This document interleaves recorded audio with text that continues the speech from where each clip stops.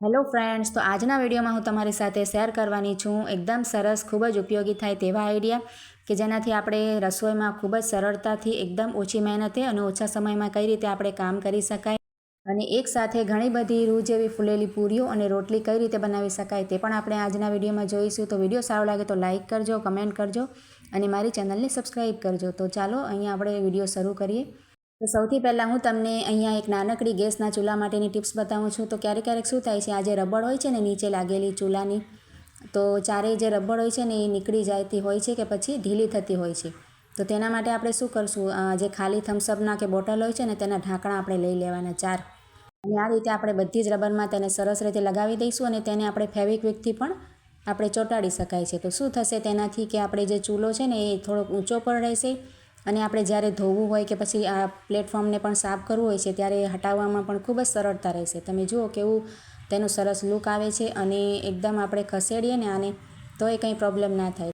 તેનાથી આપણા જે રબર છે ને એ પણ ઢીલા નહીં પડે. તો એકવાર તમે જરૂરથી ટ્રાય કરજો, ખૂબ જ સરસ આઈડિયા છે અને ગમે તો તેને લાઇક, શેર, કમેન્ટ કરજો.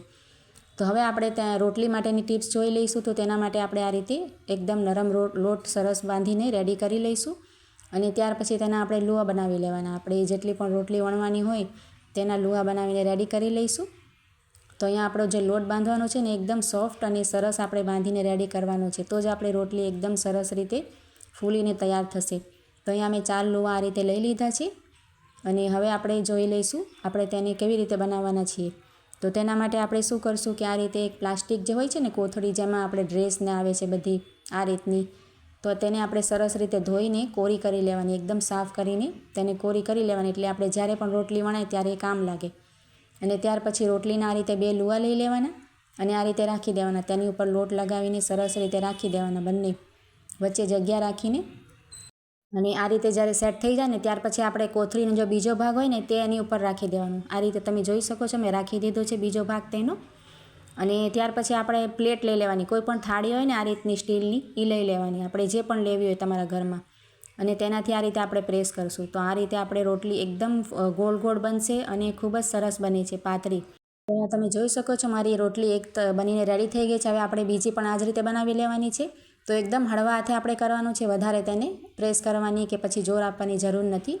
સરળતાથી તમે આમ કરશો ને, ગોળ ગોળ પ્લેટને હલાવશો ને તો પણ બનીને રેડી થઈ જશે. જુઓ, તમારો લોટ એકદમ સોફ્ટ બાંધીને રેડી કરવાનો. તો આ રીતે રોટલી તૈયાર થઈ જશે. તો કોઈ આપણે જે જેન્ટ્સ હોય એકલા રહેતા હોય કે પછી હોસ્ટેલમાં કોઈક છોકરાઓ રહેતા હોય તો આ રીતે રોટલી સરળતાથી બનાવી શકીએ છીએ. તેમાં પાટલો વેલણની પણ જરૂર ના પડે અને આપણે કંઈ મહેનતની પણ જરૂર ના પડે અને સમય પણ ખૂબ જ આપણો ઓછો આમાં વેસ્ટ થાય છે. તો મિત્રો, આ આઈડિયા કેવો લાગ્યો જરૂરથી બતાવજો. હવે આપણે રોટલીને તમને શેકીને પણ બતાવું છું અને આ આઈડિયા જરૂરથી ટ્રાય કરવા જેવો છે, એકવાર જરૂરથી ટ્રાય કરજો. હવે આપણે રોટલીને શેકવા માટે અહીંયા તવો ગરમ કરવા પહેલેથી મૂકી દીધો છે અને હવે આપણે ગરમ તવામાં આ રીતે રોટલી સરસ રીતે બંને બાજુથી શેકી લેવાની છે. તો એક બાજુથી સરસ શેકાઈ જાય ને પછી આપણે તેને ફ્લિપ કરી લઈશું અને નોર્મલી આપણે જેમ રોટલી શેકાય છે એ જ રીતે આપણે રોટલીને બંને શેકીને રેડી કરી લઈશું. તો ખૂબ જ સરસ આઈડિયા છે ને મિત્રો, તમે આઈડિયાને જરૂરથી લાઇક કરજો અને ચેનલ પર નવા હો તો ચેનલને સબસ્ક્રાઈબ કરી આપજો. તો તમે જોઈ શકો છો રોટલી આપણે એકદમ ફૂલેલી અને એકદમ નરમ બનીને રેડી થઈ છે. લોટ આપણે એકદમ સરસ રીતે બાંધીને રેડી કરવાનો, સોફ્ટ. તો આ રીતે તમે રોટલી એકદમ સરળતાથી ઘરના માટે કે મહેમાનો માટે પણ બનાવીને તૈયાર કરી શકો છો. તો અહીંયા આપણે રોટલી પણ એકદમ સરસ બની ગઈ છે. હવે આપણે બંને રોટલીને આ જ રીતે શેકીને રેડી કરી લેવાની છે અને ત્યાર પછી હું તમને જે પૂરીઓ બનાવવાની પણ ટ્રીક બતાવીશ. તો અહીંયા આપણે પૂરીઓ માટે પણ લોહા આડી જેટલા પણ આપણે બનાવવા હોય એ રીતે બનાવીને રેડી કરી લેવાના અને તેને પણ આ જ રીતે પ્લાસ્ટિક ઉપર લુવા એકસાથે રાખી દેવાના. તો અહીંયા એક એક કરીને આપણે અહીંયા મેં 4 લુવા લઈ લીધા છે પૂરીઓના. તો જેવી પણ તમે નાની મોટી બનાવતા હોય એ રીતે તમારે લુવા બનાવી લેવાના અને આ રીતે રાખી દેવાના. તો 4 લુવા અહીંયા રાખ્યા છે અને તેની ઉપર પણ આ રીતે આપણે પ્લાસ્ટિક રાખી દેવાનું, રોટલી વણી હતી ને એ જ રીતે. અને આ રીતે પ્લેટ લઈ લઈશું અને 2 પૂરીઓ પર આ રીતે આપણે પ્રેસ કરતા જઈશું. પહેલાં થોડીક તેને આ રીતે મોટી કરી લેવાની અને ત્યાર પછી સરસ રીતે પ્રેસ કરીને આ રીતે હળવા હાથે આપણે કરતા જવાનું. તો તમે જેટલી નાની મોટી તમારા મનપસંદ જે સાઇઝ હોય તેની પૂરી બનાવી શકો છો. તો ઘરમાં આપણે જે છોકરીઓ હોય નાની અને તે પણ આ રીતે શીખતી હોય ને તો આ રીતે સરળતાથી પૂરીઓ કે રોટલીઓ બનાવી શકે છે અને સરસ ગોળ ગોળ પણ બને છે. આપણે જે પાટલા વેલણ પણ બનાવીને તેનાથી પણ સરસ આ રીતે બનાવીને રેડી થાય છે. હવે આપણે તેને પ્લેટમાં લઈ લઈશું બધી જ પૂરીઓને.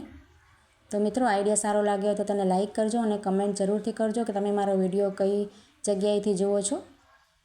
તો આપણી પૂરીઓ એકદમ રેડી થઈ ગઈ છે. ગોળ ગોળ અને એકદમ સોફ્ટ બને છે આ પૂરીઓ પણ. ચોક્કસથી તમે એકવાર ટ્રાય કરજો. હવે આપણે નેક્સ્ટ આઈડિયા જોઈ લઈએ અહીંયા. તો આ રીતે આપણો જે ગેસનો આ રીતે હોય છે ને બર્નર, એ ક્યારેક કટાઈ જતો હોય છે, તેમાં કાટ લાગી જાય છે. તો તેના માટે શું કરવાનું, તેને આ રીતે કાઢીને આપણે જે ઈનો હોય છે ને, આપણે ક્યારેક ગેસ જેવું થાય તો આપણે પીએ, તે અડધી ચમચી જેટલું એડ કરી દેવાનું અને ત્યાર પછી લીંબુનો રસ નાખી દેવાનો. આ રીતે અડધું લીંબુ તેમાં નીચોવી દેવાનું. તો તમારો જે ગેસ બર્નર છે એકદમ ક્લીન થઈ જશે અને જે આપણે તેના જે હોલ હોય છે ને તે પણ એકદમ ખુલી જશે અને સરસ સાફ થઈ જશે. તો આ રીતે આપણે 5 મિનિટ માટે રાખવાનું છે તેમાં. આ રીતે સરસ ઉપર લીંબુ લગાવવાનું અને ત્યાર પછી 5 ચમચી જેટલો તેમાં જે ખાવાનો સોડા આવે છે ને, બેકિંગ સોડા, તે ઉપર નાખી દેવાનું અને તેને રાખી દેવાનું 5 મિનિટ માટે આ જ રીતે એ વાટકામાં જ. તો અહીંયા આપણે જો ગેસનો લાઇટર હોય છે ને તેના પણ તમે જોઈ શકો છો થોડાક દિવસ, મહિનો કે થાય છે તો આ રીતે કટાઈ જતો હોય છે.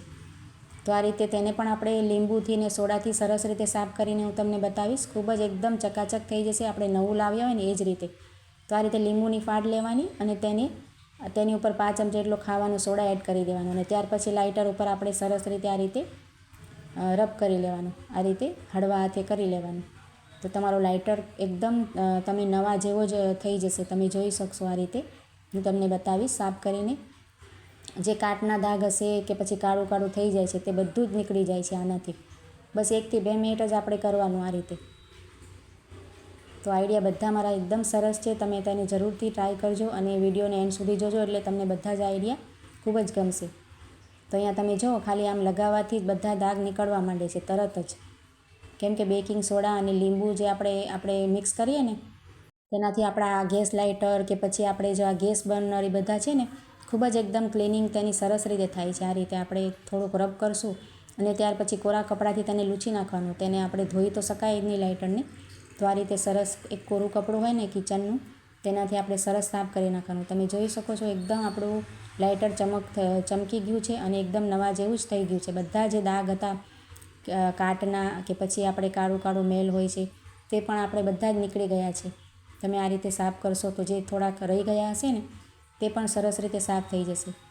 આઈડિયા ગમ્યો હોય તો તેને લાઇક કરજો અને કમેન્ટ પણ જરૂરથી કરજો. હવે આપણે શું કરશું કે આ રીતે બીજી નેક્સ્ટ આઈડિયા જોઈ લઈશું. તો ક્યારેક આપણે તેલ ગાળવું હોય કે પછી આ રીતે કંઈ પણ ચાળવું હોય તો આ ચાયણી ઘડી પડી જતી હોય છે. જો આ રીતે નાની હોય તો આપણે રહે જ નહીં. તો તેના માટે આપણે જે તેનું હોલ હોય છે ને ગળણીમાં, તેમાં આ રીતે ચમચી લગાવી દેવાની. તો તમારી જે ગળણી હશે ને એ પડશે જ નહીં. તમે કંઈક કામ કરશો તો આ રીતે નીચે નહીં પડે. તો આઈડિયા નાનો છે પણ ખૂબ જ કામનો છે મિત્રો. સારો લાગે તો લાઇક કરજો અને કમેન્ટ જરૂરથી કરજો. તો હવે આપણે જે ગેસનો બર્નર આપણે રાખેલો હતો ને લીંબુમાં અને આ રીતે ઈનોમાં, તેને જો સરસ એકદમ તેનું કાટ બધો નીકળી ગયો છે. તેને ફક્ત આપણે શું કરવાનું, ત્યાર પછી લીંબુનું જે આપણે ચોતલું લીધું હતું ને તેને જ આ રીતે ઘસી લેવાનું 2 મિનિટ માટે. તો ખૂબ જ તમને ઓછી મહેનતમાં એકદમ સરસ રીતે સાફ થઈ જશે જે તમારા બર્નર હશે તે, અને બધો મેલ પણ નીકળી જશે અને સરસ આ રીતે ધોઈ લેવાનું ત્યાર પછી.